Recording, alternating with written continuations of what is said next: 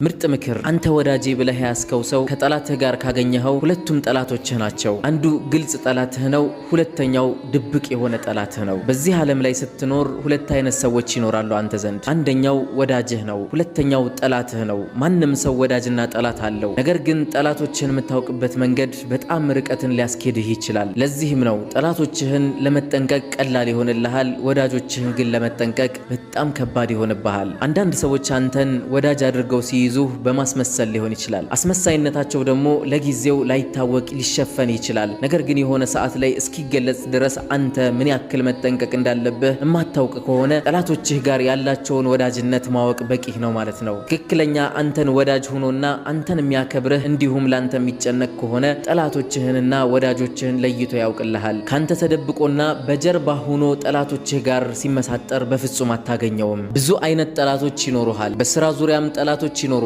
በህይወትህ ዙሪያም ጠላቶች ይኖሩብሃል። በቤተሰብም ዙሪያ ጠላቶች ይኖሩብሃል። ነገር ግን ከዚህ ሁሉ የከፋው ጠላትህ ያንተ ምቀኛ ወዳጅ መስሎ